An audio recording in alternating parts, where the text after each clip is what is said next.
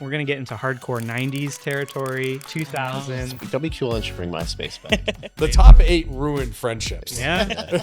We had to learn the Macarena in like elementary school. We were brainwashed to be able to do it as soon as the music comes on. Do you feel like there's no time to enjoy something before the next thing is here? Pop culture used to be something that we as a collective used to come to terms with, where it's just like, hey, we all like this. There is this interesting, though, resurgence of the media of our childhoods, remakes of games that we played, or the resurgence of using cassettes or using vinyl or whatever it is. What was something you really wanted as a kid and didn't get? Oh. That's a good question.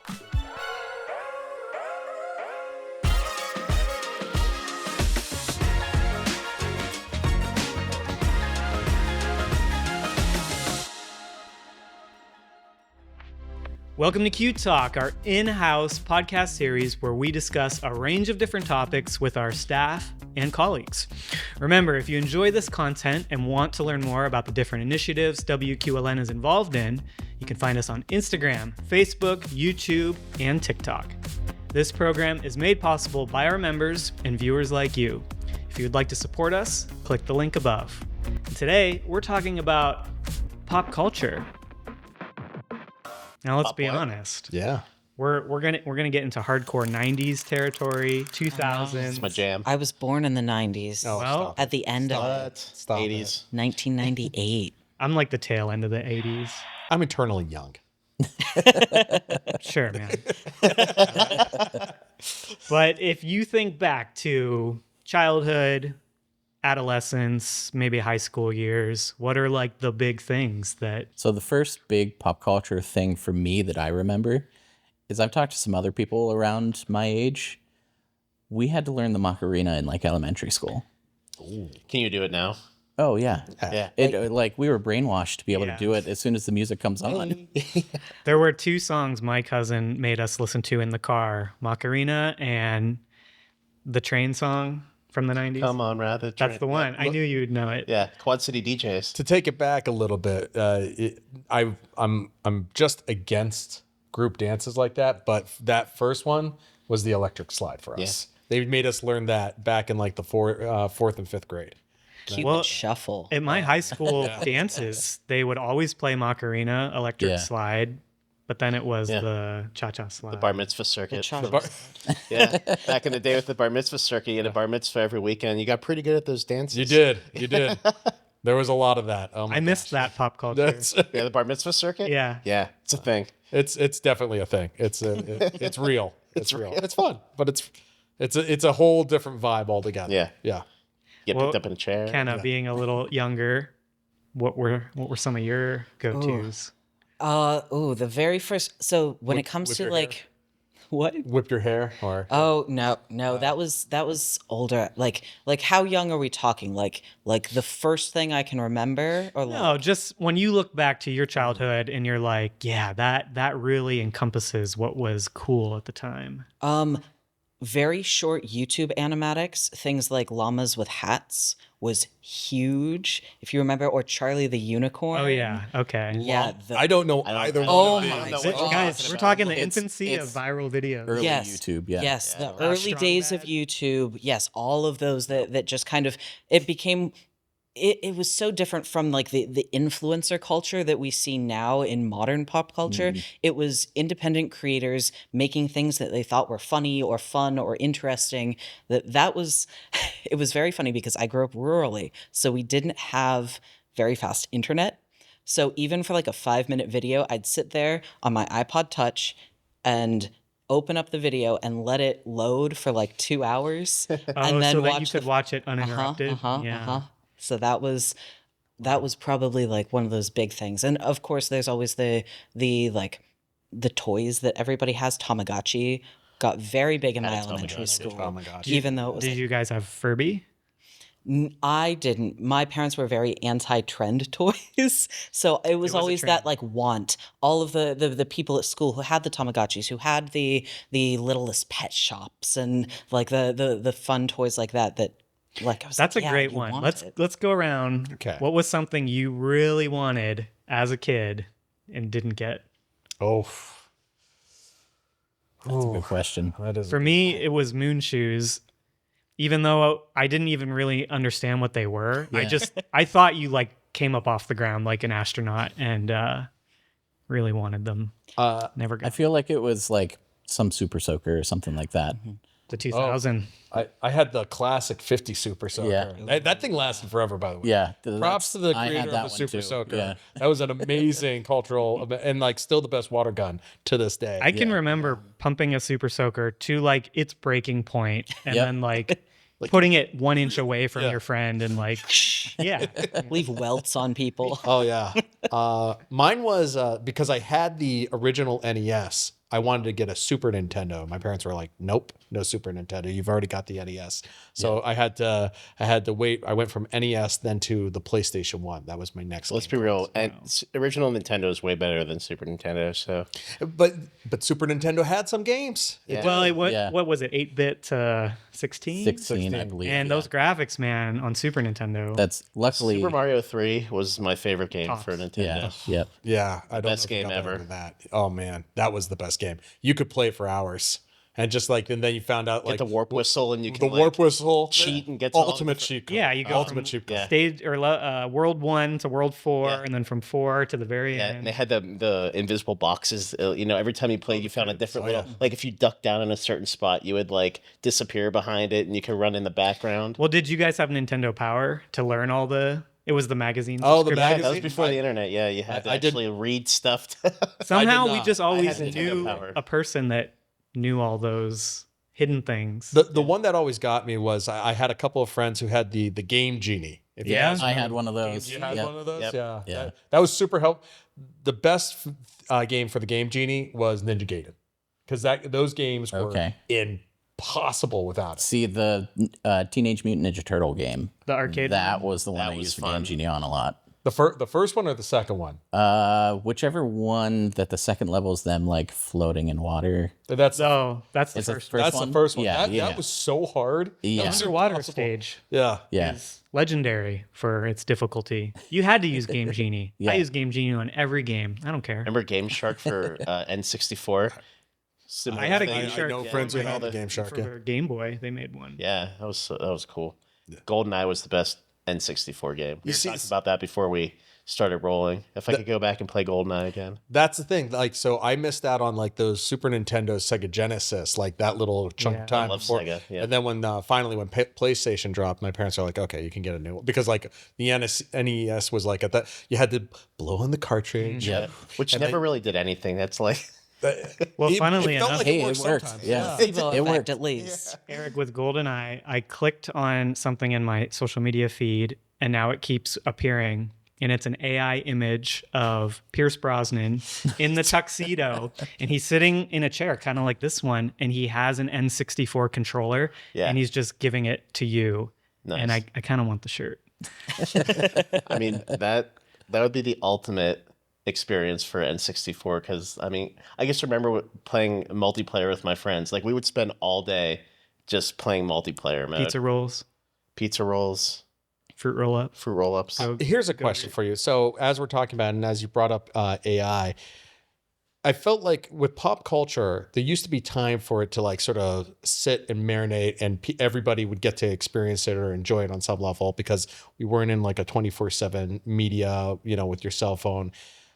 Do we get to all collectively enjoy in pop culture in the same way that we used to, or is it even that has gone like a little bit siloed off from like different groups on some, like this group is enjoying this group is enjoying this, but then we're immediately moving on to the next fad because it feels like pop culture, even like everything else with media, is moving faster and faster. Yeah. And And not I feel like it's much more broken out.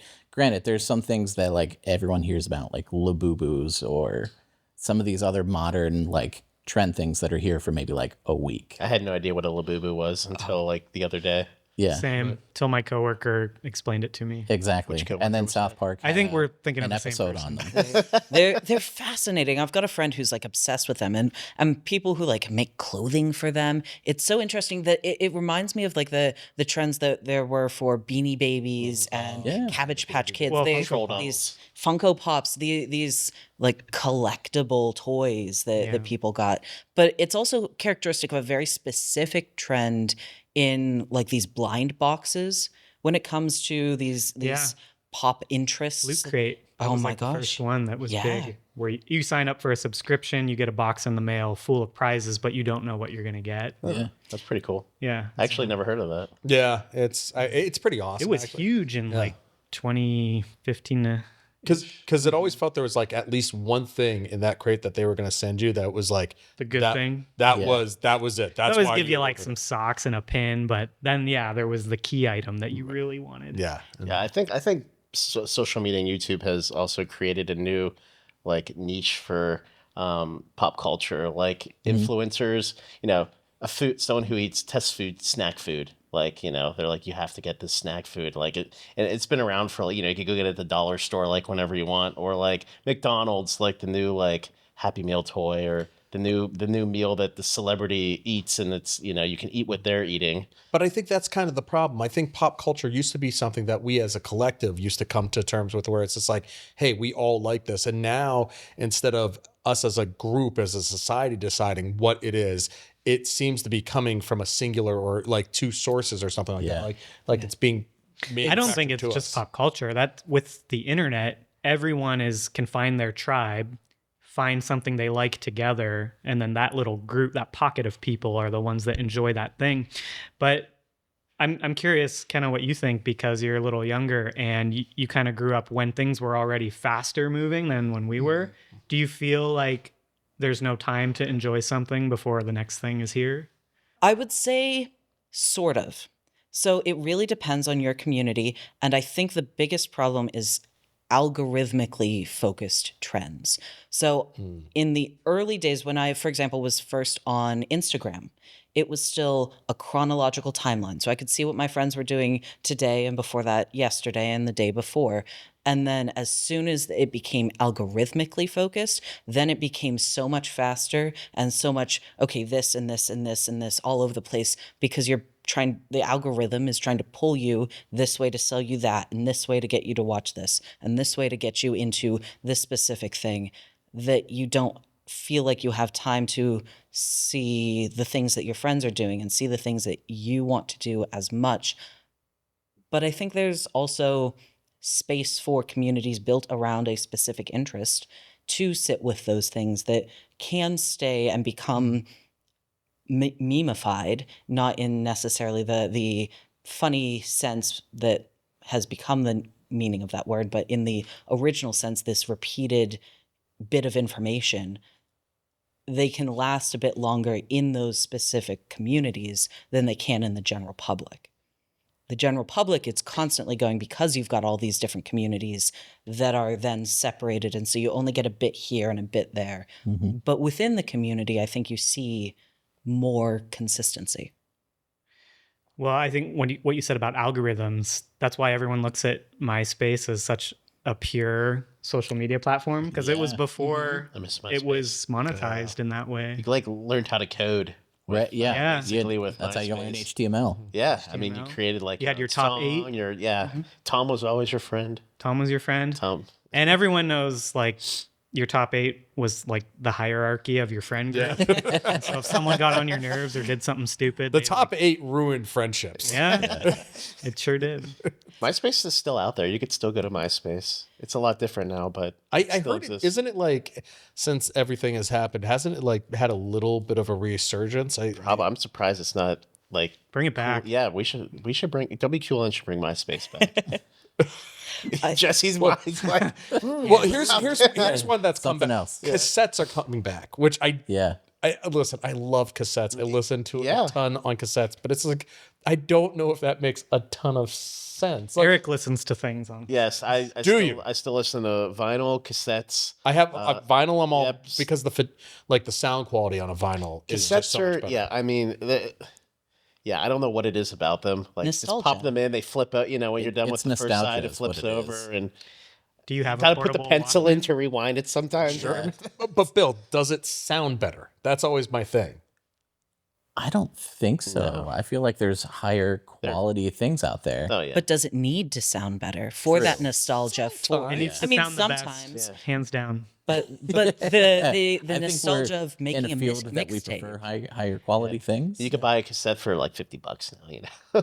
They're so ridiculously expensive. $50. I don't know about $50, but everything that's old is new again, and is way more money than it was when. Well, you maybe we originally should bought put it. these episodes out on like VHS. We and should. charge like $100. Betamax. Film. Betamax. Forget that, guys. 16 I was millimeter. saying that we yesterday. I was telling Jesse we should put our Sounds Around Town recordings onto a vinyl pressing.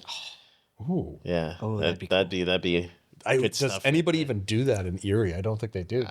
No, but there's I know there's a pressing plant in Cleveland you can order things through. Oh. But there's a lot more ways to produce a vinyl than there used to be. So I think Yeah, couldn't you do it Nowadays, with like a 3D printer technically? technically, I mean, if probably. you got it fine enough, to- Oh, wow. you could. Wow. Okay. All right. Because there's even like I'm on board with you this. can get little postcards that have like a song on it that you could play on your record player. You remember those like cylinders you had to spin? Oh, let's yeah. just go back to those. It was a simpler Yeah. We time. were talking about algorithms. Can we just go back to like dial up in AOL? I don't message- ever want to. message I don't boards? ever want to listen to that. Yeah. Yeah, get off the phone. I'm on the internet, Mom. The modem sound. Yeah.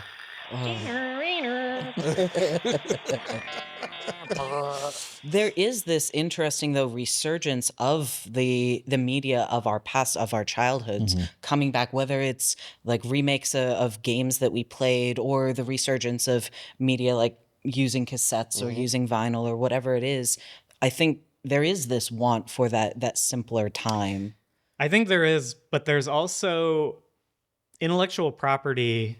I think it's very challenged for anyone that's a creative who's creating today, because if you write something original, it doesn't get the traction at the higher level. But then if you use something that exists and you make like a sequel, like it always bombs or traditionally does not do well. So you're in this hard place of what do we actually want these days? And we're all just longing for those simpler times when things that came out were good. But I do want to talk about movies. What were some of the movies that shaped you guys? So I'm a big movie guy. My all-time favorite is Dumb and Dumber.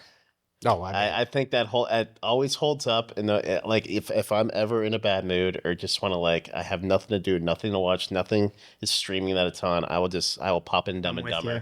Can we do the Tuxes, you and me? Yeah. Are you Harry or am I Harry? Lloyd and Harry? Whatever, man. Yeah. Let's go all Yeah, out. we'll have to go to like what was that, like an owl conservation thing when they pop They the champagne. pop the and- champagne and they kill the owl. Hit that The one. funniest scene in that movie is the montage, and Jeff Daniels, Harry hits her with the snowball. yeah. The snowball kills me when he nails her with the I mean, Jim Carrey, growing up in that time, had a run of movies: Ace Ventura 1 and 2, The Mask, Dumb and Dumber, Liar Liar, Liar, Liar. Truman Show. Jim Carrey Lawnmower was Man. king when I was growing up. I love it. Oh my Yeah. gosh. I was right there with you. Yeah. Movies for me, too many to mention. Obviously, Indiana Jones is a big one. Star Wars, the original trilogy on Star Wars. But the first movie I ever saw in the movie theater was Ghostbusters. Ghostbusters Guys, you're scared feeding me me. gold. Yeah, But Ghostbuster. When Dana turned into Zool, I remember that was so scary for me. It was horrifying. The library scene, when the first library scene, and I saw that as a kid. I was and thing comes out. Oh yeah, that was a Is that it was a when big she's one. like, There is no Dana. Only Zool. Yeah, I remember running and hiding behind the couch. I was so scared. It's like a gargoyle dog. It was. so can I use that voice on you now? Well, you could, but when we were talking about toys that we never had, I always wanted I had the proton, pack, but I wanted the thing that you threw. And the trap. All my friends had that, and I could never find it anywhere. Like Toys R Us never had it. I always wanted that. I was so jealous of anyone who had that. I think it There's was still a yearning in your voice for the trap. This is the I ghost want trap. the trap. If It anyone was out like a there has the pressure trap thing. and wants to Yeah. get rid of it, It would you like- can find me at 8425 Peach Street. I honestly, I'm not kidding. I think there is one in my parents' attic. Just saying. Mom, Dad, we might have to go hunting. Bill, how about you? Movie wise, I feel like when I was a kid, it was a lot of. I mean, Star Wars was a huge one. Phantom Menace came out in 99 when I was in 5th grade. So May 19th. yeah, that was like, I feel like all the, a lot of earlier comedy movies, like that was a big thing in my family. So we watched a lot of Pee-wee's Big Adventure was a big one in my house. Classic. Wayne's World was another one. I was obsessed with Carrot Top's Chairman of the Board, which was a movie that bombed. I don't think I've ever heard that ever. What a reference. But What a reference. I was upset. We took a trip out west, maybe when I was like 10, and we had it on VHS, and I just played it in our RV all the time. I'm sure your family loved it. Oh my God. Oh yeah, We're learning so much about Bill. you're right. Yeah, I remember that. I saw that movie. Yeah. He did. Carrot Top and Polly Shore, they were like the two like yeah. Biodome. Biodome. Polly Shore had like Son-in-Law such was the ridiculous big one. Son-in-Law's a good one, movies too. that they were like good. And They're of course, so bad they were good. Encino Man too. Yeah. Yeah. The funniest thing about Encino Man is that they dug their own pool, which when you really think about it is just the most improbable thing ever. And yet it's just a side thing, a side plot in the movie. And then by the time of the prom, it's just like amazing, like a type, it would be like a 6-figure pool that they've essentially dug and constructed. High school kids. Yeah. Yeah. Mine hardcore, Lord of the Rings Extended Edition. Ooh, good choice. Because not only are they phenomenal movies, Yeah. but there's this extra bit of nostalgia for me because even before I watched the movies, my dad would read The Hobbit to me as like a bedtime story and actually like taught me how to write in Dwarven runes. And because they're pre-internet, went through Thorin's map and translated the runes so that he knew which letters corresponded to. And that was just like so fascinating to me and kind of like inspired me to like, okay, these are the things that books and movies can bring to you and can engage you in this dynamic world that some guy just created in his head, you know? Yeah, I think like modern pop culture movies for us, like Marvel movies. Like you think about like when the first Iron Man came out, like growing up as someone who read comics, I don't think that was the first, like I think X-Men came out before that and Spider-Man movies, but growing up as like a comic book reader, like you see these things on the big screen and then they make you wait till after like if you're smart enough to stay after the credits, you see like the Easter egg for like the next big movie that's coming out and everyone's talking about it, and if you weren't there you missed it. Listen, I'm a sucker for all the Marvel stuff, and obviously I'm a comic book person. The problem with it is there's no stakes. They're always just going to recast it, or they're going to bring the hero back and stuff like that. It's just like when you don't feel like there's anything in danger for it, and not that obviously these are heroes, but it's just like it loses a little bit of it. Like with Lord of the Rings, one of the reasons I think it has that staying power on some level is it's like there's real peril to the characters, and I think that's one of the things that Marvel, I think that's why you're sort of starting to see them dip out of the zeitgeist. Yeah, Robert Downey Jr. is going to be Doctor Doom in the next Avengers movie, and he's Iron Man. Like, how are you going to He's an play actor. that off? It's the multiverse. It's the multiverse. He's a totally different person in another. He's just a guy that looks Yeah. like But they got, like you said, they got to make that joke like, you look familiar. they're gonna mark me. You're gonna watch the movie and they're gonna be like, "Don't I know you from somewhere?" And Robert Downey's gonna like look at the camera and be like, I guarantee you too, they're going to bring back Chris Evans as like a henchman. Yeah.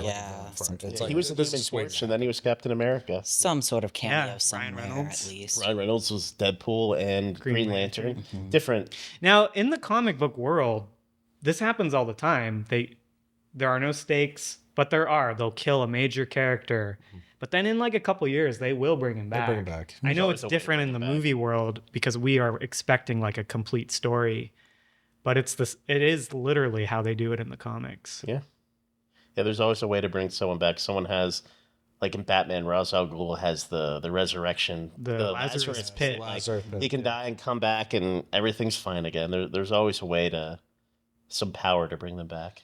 But Speaking, that's the fun about comics. Yeah. speaking of pop culture, big ups to Batman, the original Batman the Animated Series. Oh my Ooh. god, did I That is, love that as a kid? I've analyzed that with my adult mind, and it was just such a great kids cartoon blended with the style of film noir it was dark. because they it was all done on black, right? Yeah. They would draw the animation on like a black canvas, and you feel it in the episode. Like Gotham just feels like this Gotham's the dark character. city. Gotham is its own character. Yeah. Love that. Which I don't think any of the films have even done as well as that show did.